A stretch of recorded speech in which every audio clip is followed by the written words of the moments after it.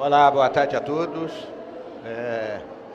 Bem-vindos ao painel sobre eletromobilidade que vamos mediar aqui junto com essas autoridades que estão nos acompanhando, todos especialistas em mobilidade elétrica. Vamos tentar contribuir com a palestra que o secretário Adriano da Rocha Lima teve conosco aqui e apresentando as novidades que teremos no transporte coletivo na região metropolitana de Goiânia.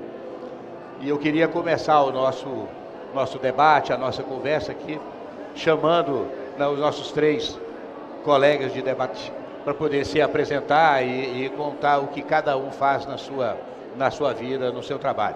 Começando aqui pelo Fábio, por gentileza. Bom, boa tarde a todos. Em primeiro lugar, gostaria de agradecer o convite de participar do evento. É uma satisfação estar aqui falando de transporte público, especialmente a eletrificação do transporte público, tendo em vista o momento que a gente está vivendo, não só no Brasil, mas no mundo, né? Nós estamos um pouco atrasados nessa onda, mas felizmente estamos embarcando nessa onda da eletromobilidade. Eu espero poder contribuir aqui com algumas experiências e algum conhecimento nessa área. Por favor, Ricardo. Boa tarde a todos. Meu nome é Ricardo Posternak. Eu sou diretor regional Brasil para as áreas Norte e Nordeste do país, da Optibus. A Optibus é uma empresa israelense que está no mercado aí há 7 anos aproximadamente. Se tornou a primeira startup do transporte público no mundo. É uma empresa que hoje já é unicórnio, com 7 anos de vida. Presença em mais de 2.000 cidades aí em todo o mundo, presença maciça aqui no Brasil em todas as regiões, líder de mercado já na área de elétricos em operações no Chile, Europa. Então, basicamente uma empresa voltada para a área de programação e de planejamento do transporte público. E baseado em cima de toda essa linha de planejamento, a gente consegue otimizar o uso da eletrificação dos veículos e etc. Vamos conversar um pouquinho sobre isso. Certo, obrigado. Boa tarde a todos. Agradeço a presença de todos. Meu nome é Silvestre, eu sou da empresa Eletra, uma empresa brasileira de desenvolvimento de sistemas de tração. Nós estamos com 2 produtos nossos já adquiridos pelo sistema de transporte de Goiânia, que um deles está à disposição de vocês para uso no transporte do terminal Praça da Bíblia até aqui o Shopping Passeio das Águas. Somos uma empresa pioneira no Brasil no desenvolvimento de sistemas de tração. Temos convênio, consórcio com as principais montadoras do Brasil, como a Mercedes-Benz, a Scania, e estamos com a mais completa linha de ônibus elétricos à disposição de todos, todos os interessados, todos os operadores, governo, e somos aquilo que pode-se ter de mais desenvolvido e de melhor para a população. Obrigado. Bom, gente, como deu para perceber, 3 profissionais da área exclusivamente de eletromobilidade e da Optibus. A Optibus é uma empresa israelense, se não me engano, e está presente no sistema de aplicativos, do sistema de integração de mobilidade urbana no Brasil. Vai poder nos dar uma canja do que a gente espera do futuro no transporte aqui da região metropolitana, anunciado pelo secretário Adriano, com veículos de uma empresa brasileira. Anteontem o governador chegou aqui, e a presidente da empresa foi a motorista do ônibus, mostrando que o avanço está em todas as áreas e para todos os gêneros, graças a Deus. Eu gostaria, o Fábio, que é especialista em projetos e que tem conhecimento de outros sistemas no Brasil, parecido com o que nós estamos implantando. Vamos conhecer Sorocaba daqui 2 semanas, também o seu parque tecnológico, mostrando que no evento que nós estamos, de moçada, digital, inteligência artificial, o mundo já chegou, não é futuro, é presente. Então, gostaria que cada um pudesse apresentar a sua experiência na eletromobilidade em diversos casos no Brasil, por gentileza.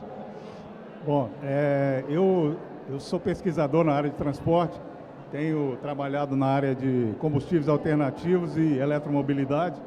E como eu disse, a gente está num momento ímpar em que várias cidades no país estão se planejando para iniciar essa nova tecnologia, né? Eu tenho falado nos eventos em que tenho participado que, do ponto de vista tecnológico, do ponto de vista da tecnologia embarcada, nós estamos, eu diria que num patamar de maturidade bastante confortável, que permite já você ter veículos operando com um nível de confiabilidade bastante próximo do que são as frotas tradicionais, frotas a diesel, né? Mas, ao mesmo tempo, o desafio não é menos desafiador por conta disso, porque nós temos um componente que é o planejamento da infraestrutura, que é bastante crítico e demanda uma avaliação muito criteriosa por parte dos planejadores. Eu me refiro basicamente à capacidade da infraestrutura de energia elétrica, que tem que ser avaliada com bastante antecedência, e aí tomando por base alguns exemplos em cidades no mundo, em que isso não foi feito de forma planejada.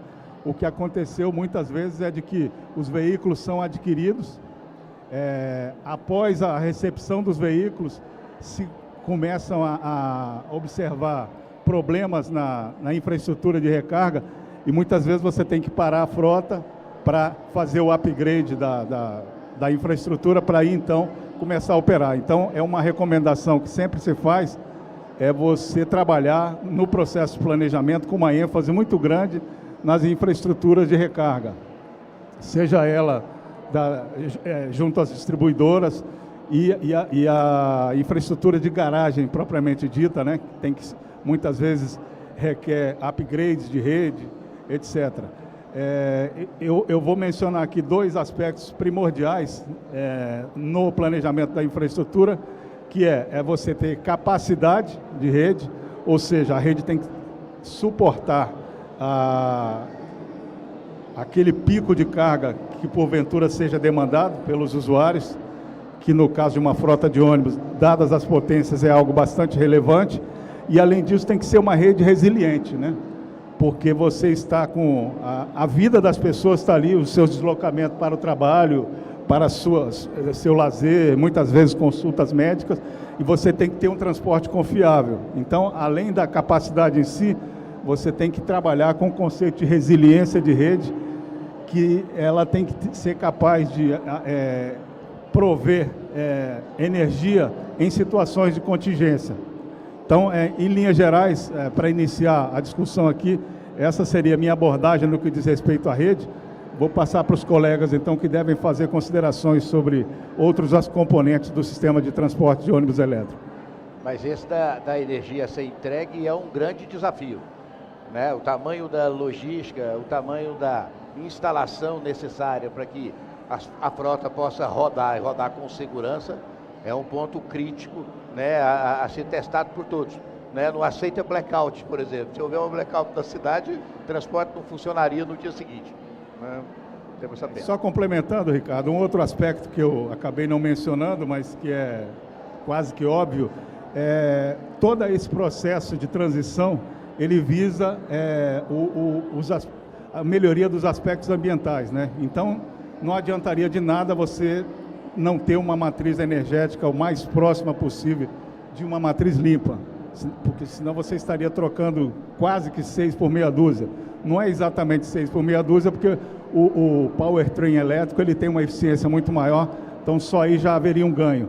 Mas é importante que se trabalhe, principalmente com essas ferramentas de contingência, com energia sustentável. Não há que se falar, por exemplo, de você ter um gerador diesel elétrico para dar suporte a uma rede que se propõe a ser sustentável. Pegando um pouquinho aí do gancho do que o nosso amigo Fábio falou, com relação à infraestrutura e etc., o que eu diria é o seguinte, é notório, eu acredito, está aqui a Eletra que pode falar disso, eu acho que é notório que isso é meio que um caminho sem volta. Tem N fatores aí que fazem com que a coisa termine convergindo para isso. A gente tem a questão ambiental, da poluição, da emissão de gases, a gente tem no transporte público, voltando fortemente para o transporte público, a questão dos custos. O diesel hoje significa basicamente 1/3 do custo operacional de uma frota. 1 quilômetro rodado hoje de um veículo a diesel, a gente está falando atualmente em torno de R$ 3,30, R$ 3,40, isso vai variar de acordo com a região, mas quando a gente fala em eletrificar um veículo, a gente está falando num custo de quilômetro rodado, talvez até 70% mais barato do que isso, caindo da casa de R$1. Então, para um transporte público hoje, que sofre com os valores das tarifas, que em boa parte já não são suficientes e ainda por cima são subsidiadas pelos governos, porque senão era absolutamente impossível de se operar. Quando a gente fala numa redução possível de custos nesse patamar, eu entendo como uma coisa que não tenha como voltar atrás. Ela vai ter que, a tendência natural é que se siga por esse caminho. Mas para isso precisa, aquilo que o Fábio falou, planejamento. Não adianta você ter uma rede elétrica, uma rede de ônibus elétricos, se você não tiver locais de abastecimento programado, as autonomias são menores do que os veículos a combustão. As baterias elas não podem ser carregadas a todo minuto ou de todas as formas. Como você tem um veículo a combustão hoje que você para, não é o que ocorre no dia a dia, mas que você poderia tradicionalmente parar num posto qualquer, abrir o tanque, mandar botar 20, 30 ou 50 e ir embora. A bateria ela não funciona exatamente dessa maneira, porque isso influencia diretamente na vida útil, na capacidade dela de recargas e etc. Então, tem que ser uma coisa muito bem planejada.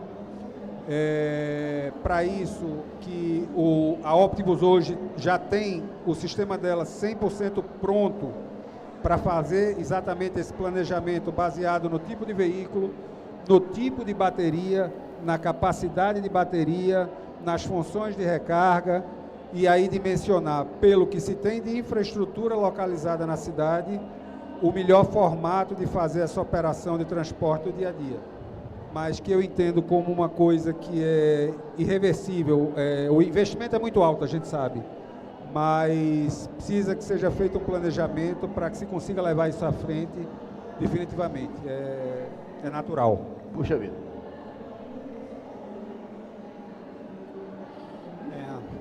É muito bom poder falar depois de dois especialistas, né? E agora tentar entrar um pouquinho mais no produto. Quando nós falamos dos ônibus elétricos, muitos ainda tentam comparar com outras tecnologias que possam vir ser concorrentes da eletromobilidade. E eu digo que, como no caso de ônibus, eu acho que o patamar que nós deveríamos chegar para deixar de ter incertezas, ele já chegou. O volume da frota no mundo de ônibus elétricos cresce exponencialmente. E não existe Existem algumas tentativas com um pouco de hidrogênio, mas elas ainda são do ponto de vista experimental.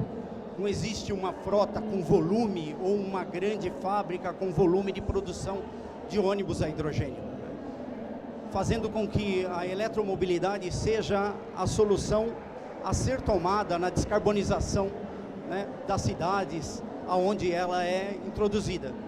Então hoje nós temos vários players no mundo, em qualquer continente, capaz de produzir ônibus elétricos em quantidade e em qualidade. De certa forma também, todos os ônibus elétricos já atingiram uma certa padronização no que se diz respeito à quantidade de quilowatts necessário para cada tipo de transporte, né? Veículos de 12, 10, 15, 21, 23 metros.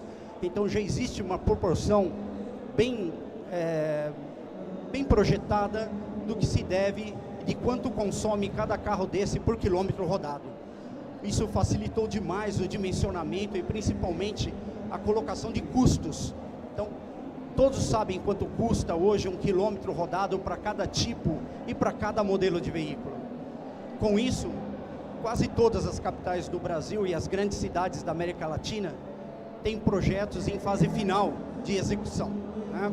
Temos hoje na América Latina 4.700 ônibus elétricos que foram introduzidos nos últimos 6 anos. E devemos ter mais de 10 mil ônibus elétricos a serem introduzidos nos próximos 2 anos e meio. Ou seja, o crescimento é realmente exponencial.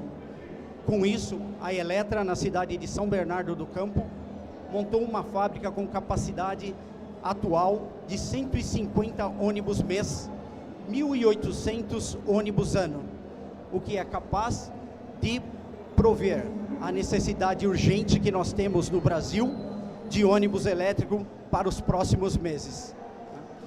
Sabemos que é um caminho sem volta, porque grandes cidades do Brasil também têm acordos internacionais, nos quais elas têm que cumprir as suas metas, e a eletromobilidade provê uma boa oportunidade para que eles possam diminuir a sua pegada de carbono e cumprir com os seus compromissos internacionais.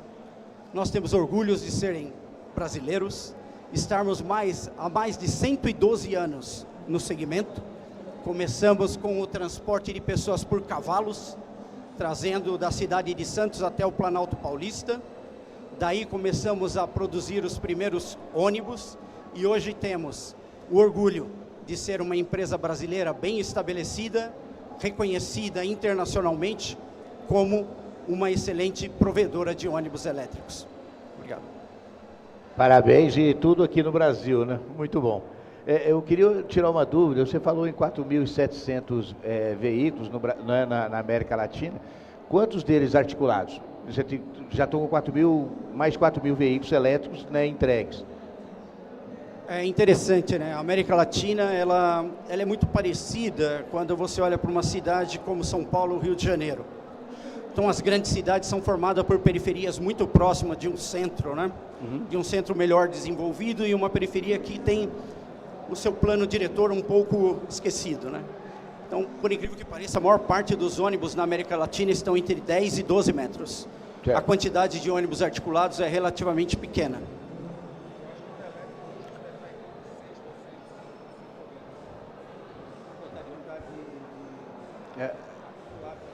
Então, estão falando aqui algo em torno de 5% a 10%, eu acredito que fica em torno disso. Certo. Mas, no Brasil, as grandes cidades que têm uma estrutura urbana bastante qualificada, vamos pegar Curitiba, São Paulo, Belo Horizonte, todas as cidades têm uma malha de ônibus articulados e biarticulados bastante extensa. Por isso nós temos em nossa linha um ônibus de 21,5 que nós arredondamos para 22 metros, e ele tem uma demanda bastante intensa pelas principais cidades. Então, nós temos uma grande oportunidade de o Brasil aumentar aí essa condição de colocação de ônibus articulados disponíveis para toda a América Latina. O sistema de Goiânia, né, casa bastante com isso, né, tronco alimentado, 2 corredores estruturais, e eu fiz a pergunta para o articulado, que é o ônibus que nós vamos usar no eixo Anhanguera. Mas o desafio, né, vou fazer uma sugestão para que cada um tenha 5 minutos, haja visto que o nosso tempo já foi ali mostrado, para ter oportunidade de cada um colocar a sua posição, mas dizer para todos que estão nos ouvindo aqui e atrás da câmera, no sentido que o desafio no transporte coletivo é realmente muito grande. Há 20 anos atrás, quando nós comandávamos a Companhia Metropolitana de Transporte Coletivo, nós tínhamos uma demanda de 800 mil passageiros dia. E hoje nós não chegamos a 400 mil ainda.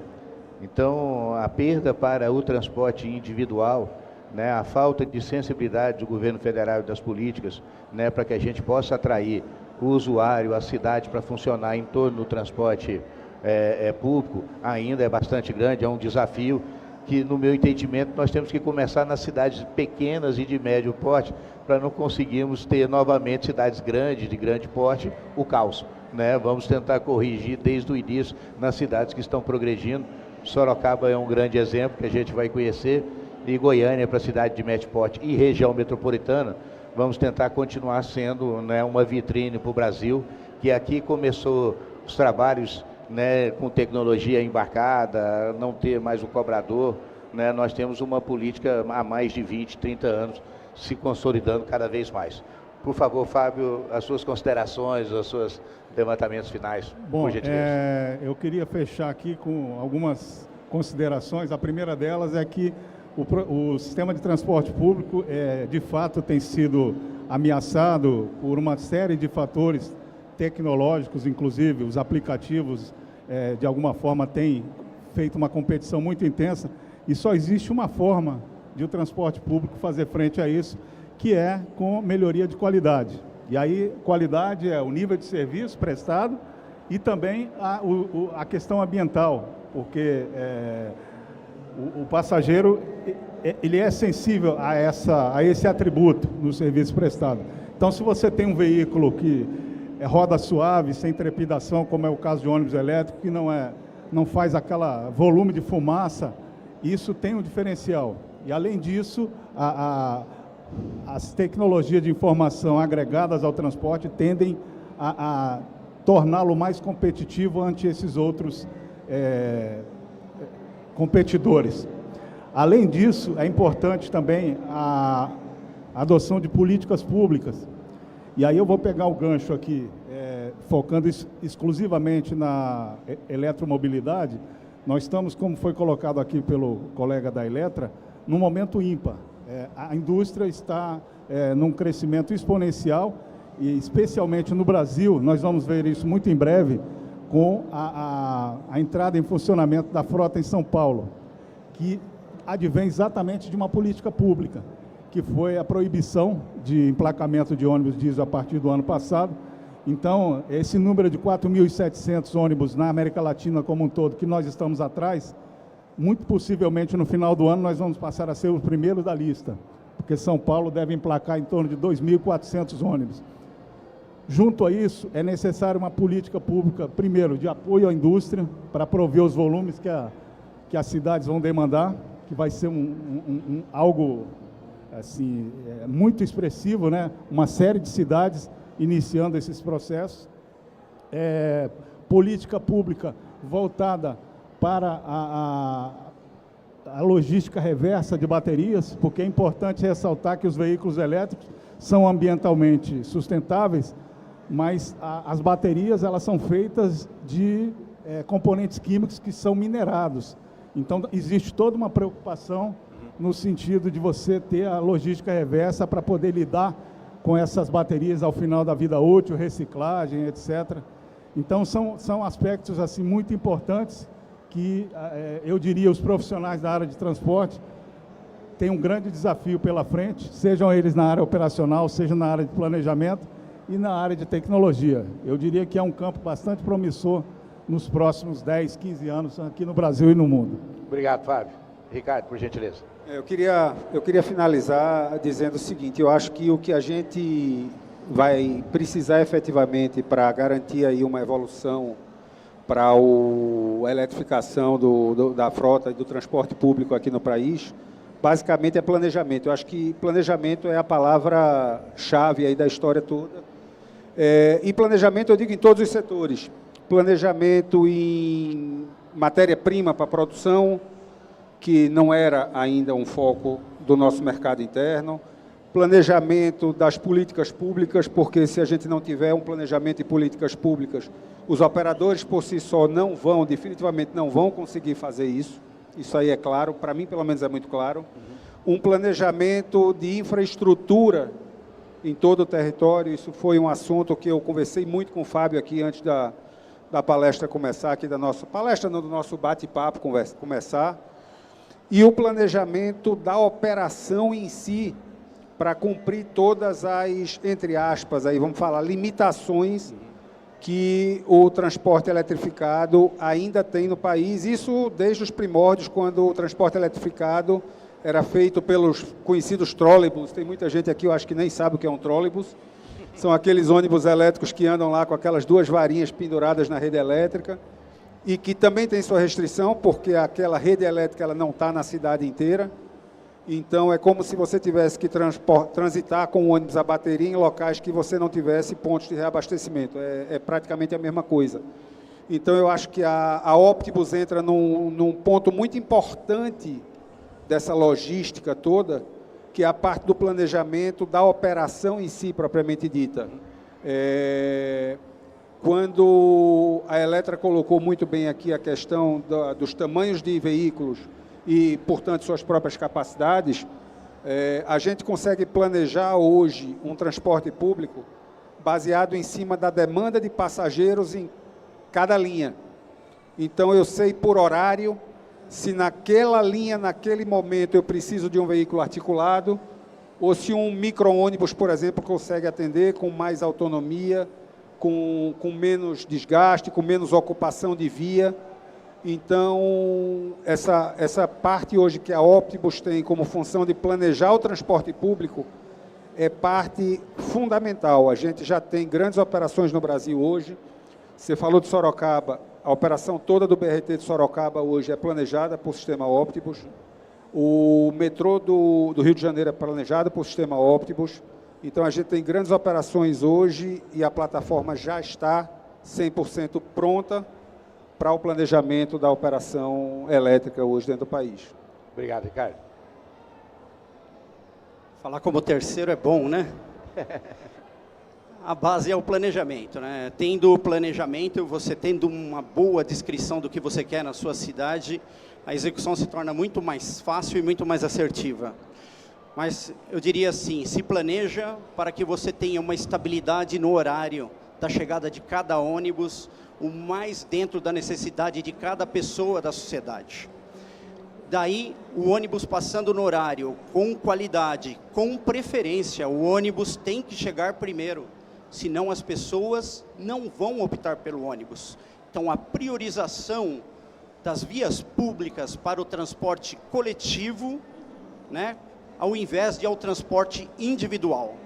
Quando isso acontece, o ônibus se torna mais do que um meio de transporte, mas um indutor do desenvolvimento da sociedade local.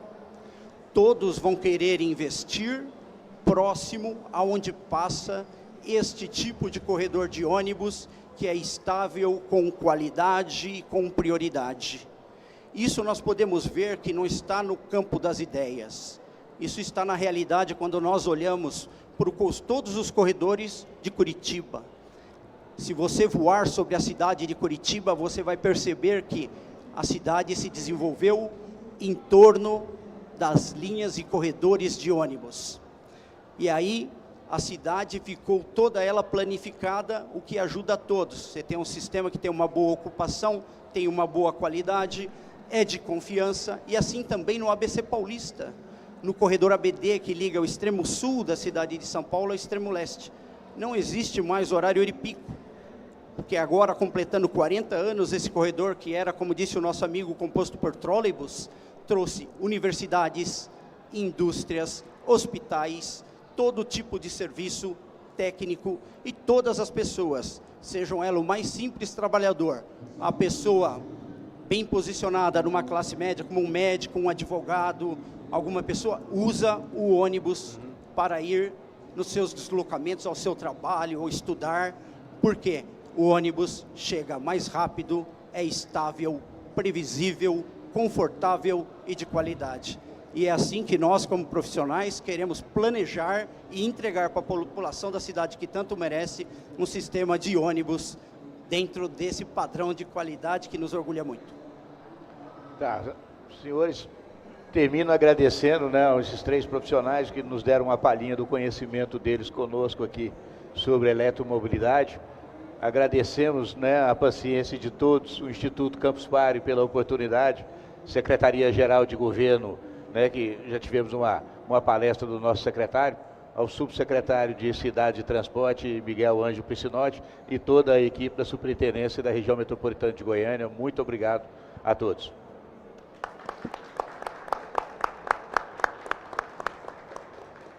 Esqueci de falar agradecer a paciência de vocês, né, pela disputa que nós fizemos com o som, né? Muito obrigado a vocês.